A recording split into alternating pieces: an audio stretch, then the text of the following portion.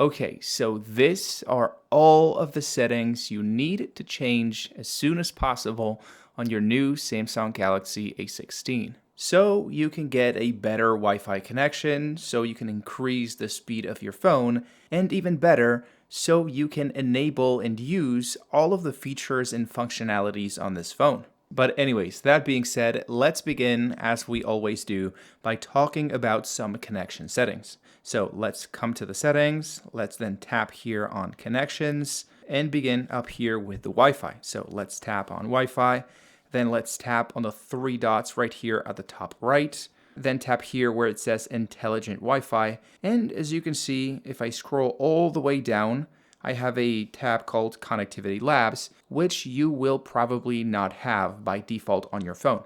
So if you want to enable this sub-setting, you will have to tap repeatedly where it says Intelligent Wi-Fi. So tap, tap, tap, tap, tap, tap, tap, until you see the Connectivity Labs sub-menu. So once that's enabled, let's tap on it. And as you can see, we get a whole array of Wi-Fi settings or connectivity settings that were not available before. I'm not really sure why this is disabled by default, but now that you know, you will be able to take advantage of the additional functionality. So first of all, we have a mode called Home Wi-Fi Inspection, which is basically going to be a scouting process for the best placement for your router and your phone so you can get the best Wi-Fi connection. So let's tap here on Start. Then you would have to select your Wi-Fi connection, tap on Next.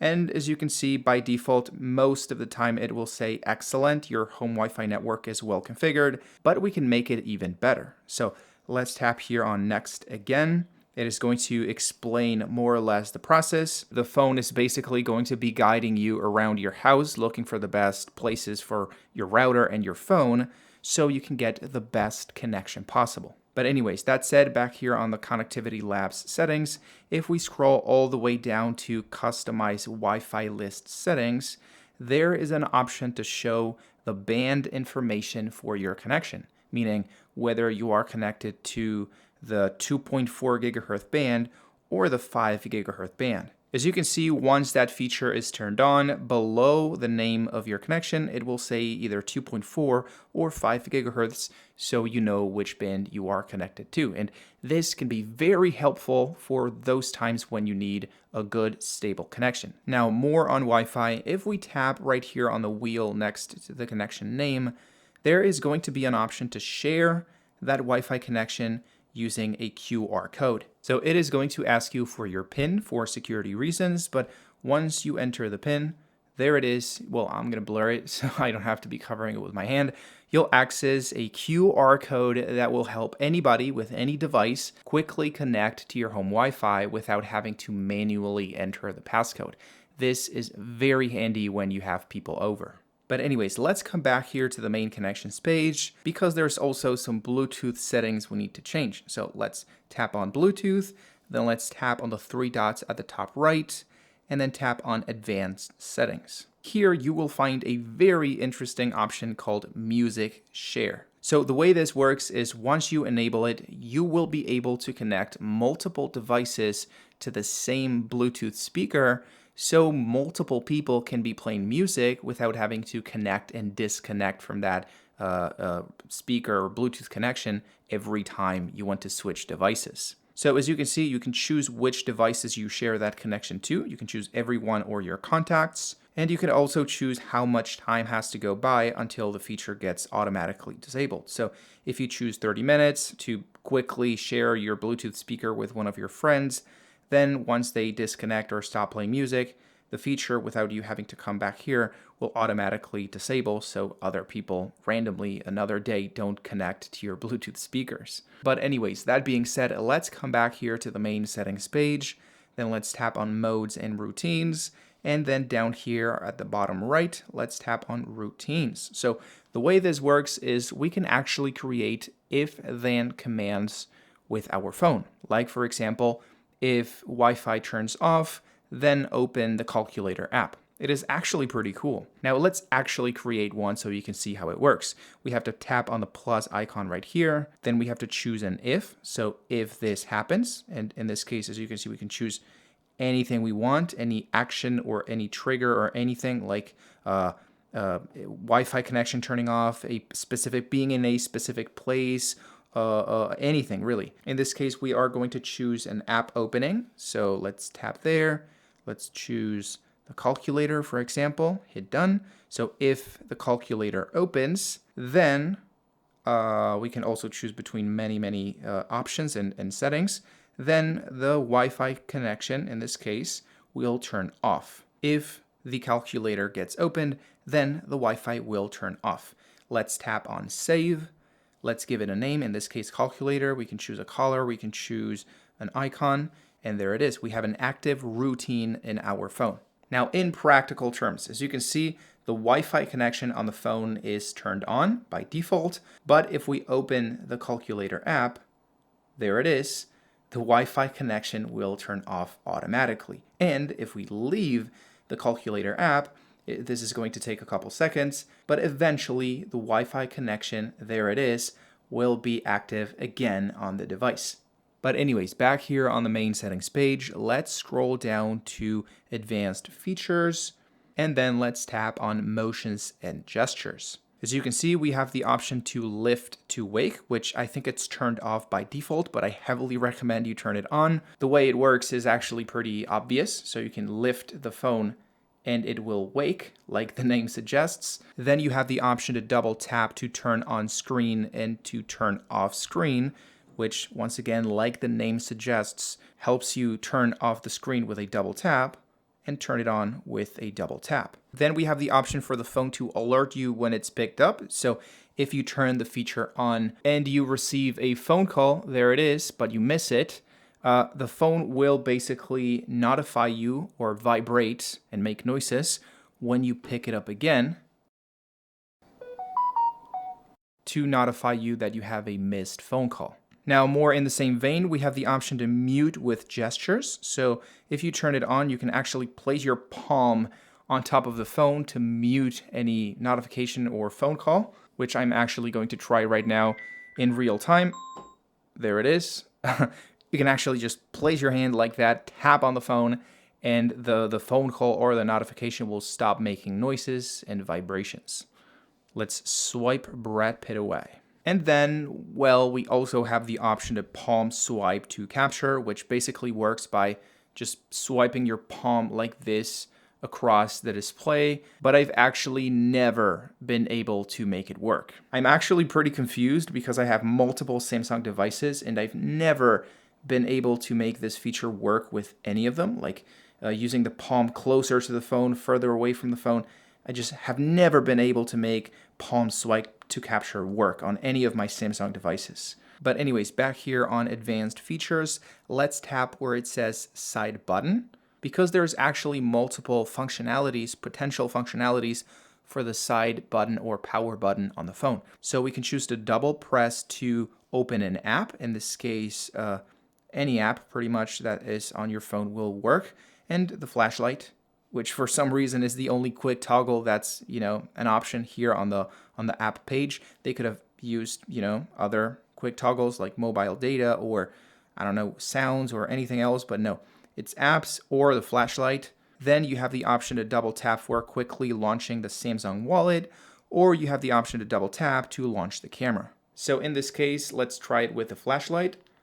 There it is, turn it on and turn it off. But if I switch to quickly launch the camera and I double tap, then I will quickly launch the camera. This one actually works pretty reliably. So let's come back here to the main advanced features page and tap on multi-window. So we have a couple options for split screen or pop-up view on this phone.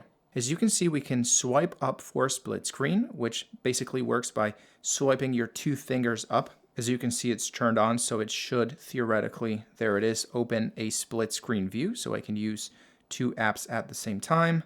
And we can also swipe up for pop-up view. So in this case, the way it works is we have to swipe from the top right of the phone.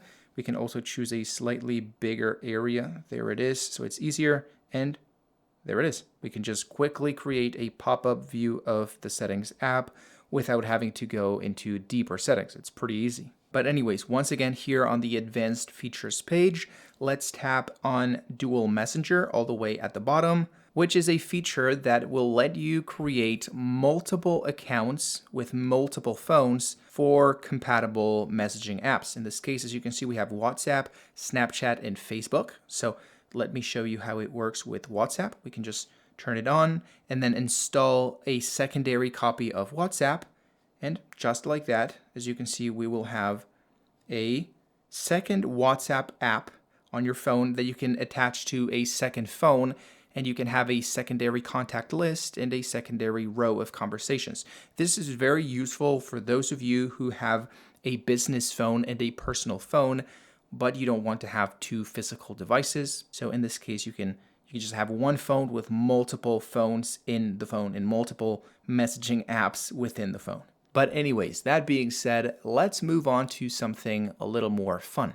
I'm going to help you speed up your phone so everything works faster and feels faster and you get a better experience. So for that, there's actually 2 steps. For the first one, we have to come to the bottom of the main settings page, then tap on About Phone, then tap on Software Information, and then tap on the build number repeatedly until you see the option for developer mode enabled. I'm not sure if it's 8, 9, 10, 12 times, but eventually you'll see that it gets enabled. And then the last row of submenus on your main settings page will be developer options. And here is where you can tweak every little detail about the phone. Of course, there's many options, but the ones that I'm actually interested in that are going to make the phone feel faster are this ones: window animation scale, transition animation scale, and animator duration scale. So what you want to do is you want to switch from 1x. As you can see, you can tap on each one of these 3 options, and it gives you multiple options, from 10x, which is going to make everything feel very slow, to 0.5x, which is going to make everything feel literally double the speed, or twice as fast. And you can immediately notice by swiping up and accessing the multiple menus, everything works much faster this way than it does by default, and by proxy, your phone is going to feel a lot faster. Now, this specifically on this phone, because it's a entry tier phone, may cause some stutters sometimes when the app is not ready to launch, but the animation is already finished.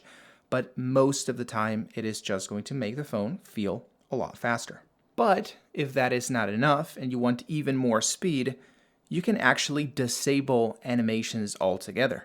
If you come to accessibility and then you tap on vision enhancements, there is an option right here to reduce the animations, although it is not going to reduce the animations, it is going to get rid of them completely. So as you can see, instead of the settings app minimizing like that, it just opens and closes and everything just opens instantaneously. This is going to make everything feel even faster. So yeah, if you want your phone to feel faster and be faster, literally, because things take less time, you can either reduce the animations or reduce the animation duration scale. But anyways, that said, I feel like a feature that a lot of people forget is in their phones is Hey Google. I'm sorry in advance, by the way, for the phones that I've triggered. And the main reason why a lot of people forget this feature exists is because in many phones, it actually doesn't come enabled by default. So I'm going to show you how you can enable Hey, you know what?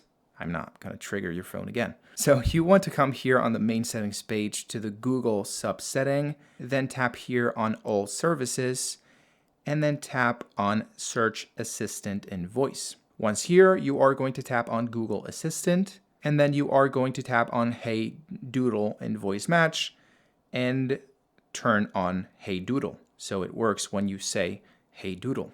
Now, moving on, let's come back here to the main settings page and tap on Display. There's many display settings that I recommend you change here. So the first one, a very obvious one, is to go from light mode to dark mode, which is going to make every light surface dark or black, which depending on the person can make things look a little bit more appealing and save 1 or 2% battery life. But in this case, me personally, I much rather have the light mode on. I like it better. Then down here, you have the option for motion smoothness between high, which is 90 Hertz, and standard, which is 60 Hertz. In this case, since this phone has very, very good battery life, I recommend you leave it at high.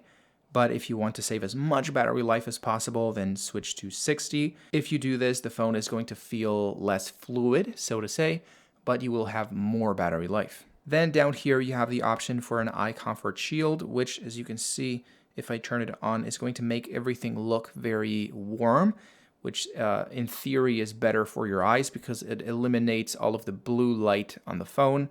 So if you're worried about the blue light changing your sleep patterns or something, you can turn Eye Comfort Shield on. More in the same vein, here you have the option to choose between 2 screen modes. As you can see, we have Natural, which is the more, iPhone looking screen mode, is going to give you less appealing colors, but more true to life.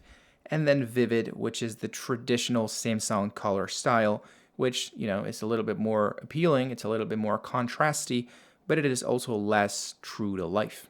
Also here with Vivid, you can choose the warmth of the colors. So once again, if you are worried about the blue light of the phone, you can just switch it all the way up to warm, and it will cancel some of the blue light on your device. Down here, we have the option to choose between different font sizes and styles. So you can make text look bigger or smaller. And more interesting, you can change the font of your entire phone. So as you can see, Samsung gives us some fonts by default, but you can also download a font, whether it is from the Samsung store. As you can see, we have plenty different fonts we can choose from, or we can download it from our computer. Now, very similar to font size is screen zoom, which is basically going to zoom in on the entire phone, not just text. So it is a little easier to read. Then you have the option to choose your screen timeout between 15 seconds all the way up to 10 minutes, which is the option that I recommend because you don't want your screen to be automatically turning off when you're in the middle of something. And I also recommend you turn on keep screen on while viewing, because if you're watching a YouTube video, like this one that I made funny enough about the Galaxy A16, you are not really touching the display, but you don't want the display to automatically turn off. So if you enable this feature, even if you don't touch the phone, it will be able to detect that you are looking at it, so the display won't turn off in the middle of your video. Now, a little bit below, you will find the option for the edge panels, which I believe is one of the most useful features on Samsung phones. So if you turn it on, you'll find that usually on the right side of the phone, there is a new little thin bar that you can swipe away.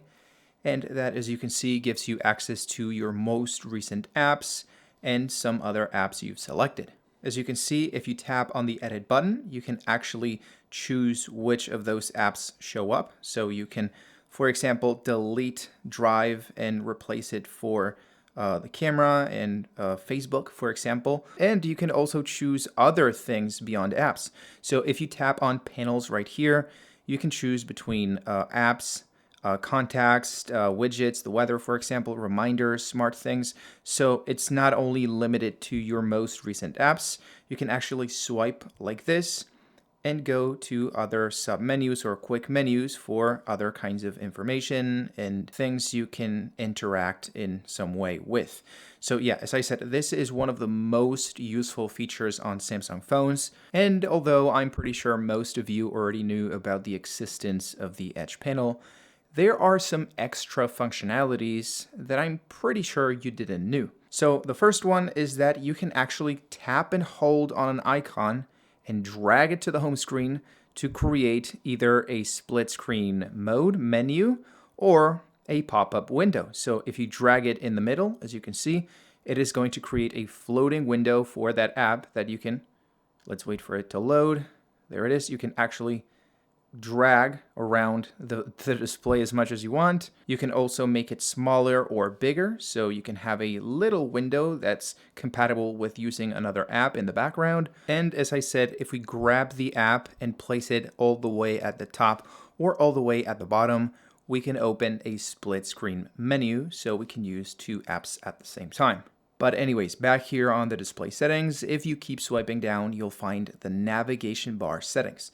So you can choose between the traditional way to navigate the phone, which as you can see are the three classic buttons, the one to go back, the one to go to your home screen, and the one to go or access to your multitasking, which by the way, something a lot of people don't know, you can actually flip. So the button to go back is on the left and the multitasking button is on the right. Now, a quick tip for these three buttons that most people don't know is that if you double tap on the multitasking button, there it is, you can actually access two of the most recent apps. So if we do it again, there it is, we access the calculator, double tap again, we automatically access the settings, which is, mind you, something that you can also do with the swipe gestures. But for this, you will have to swipe horizontally from the bottom, and it gets a little bit more tricky. But you can also, theoretically, there it is, swipe between apps in a faster way using the bar at the bottom. Now, something that you are probably not going to use, but that you should know exists, is this easy mode right here. If you enable easy mode, you will access a simplified version of the phone that basically enhances the size of the icons and the text and everything, so things are more easily accessible. Now, this of course is not for everyone. This is ideal for someone that doesn't have a very capable eyesight or for older people. But either way, whether it is for you in some specific moment or for your grandparents or parents, this is a great feature to have on your phone. But anyways, that said, let's come back to the main settings page and scroll all the way down to accessibility. Here, I want you to tap on Vision Enhancements because there's a couple tweaks to the visual appearance of the phone we can make. First of all, we can use a high contrast font, which as you can see is, well, it's not very visible on the settings, but here you can see it more clearly. It is going to create sort of like an outline with the opposite color of the text. So in theory, the text is more easily visible, although in this case, I don't think it is. We can also create a high contrast keyboard, which actually changes colors and everything. As you can see, it is a yellow keyboard with orange numbers. It is meant to be as contrasty as possible so you can see it better. Here is also the reduce animations option that I showed you earlier.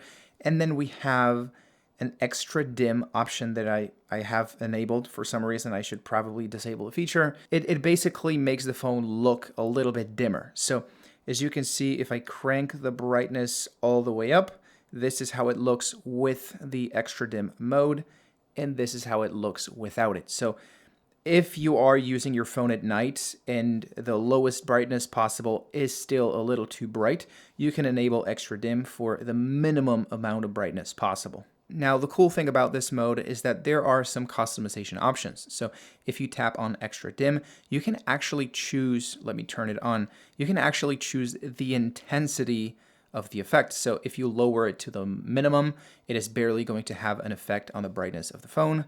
But if you crank it all the way to the max, as you can see, it is going to be a dramatical effect when it comes to lowering the brightness of the phone. So if you combine the minimum brightness possible, I can't see anything now. Right now, I can barely see anything on the display.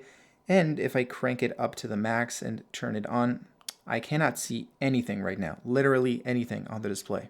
Now also here on the accessibility tab, we can tap on advanced settings for the option to have a new key combination for an add-on functionality. In this case, we have the option to tap the side and volume up button for a specific feature. In this case, as you can see, I have it turned on for color inversion. So if I press the two buttons at the same time, the phone is going to invert the colors. And if I press them again, it will go back to normal. Although, as you can see, there are plenty options to choose from. You are not limited to inverting the colors. You can actually tap on accessibility or magnifier. There's plenty options. And well, a little unrelated, you also have some notification options. More specifically, you have the option to enable flash notifications, which is basically going to enhance the effect so you can notice, so to say, that you have received a new notification. So there are two options for flash notifications. The first one is this one, the camera flash notification, which,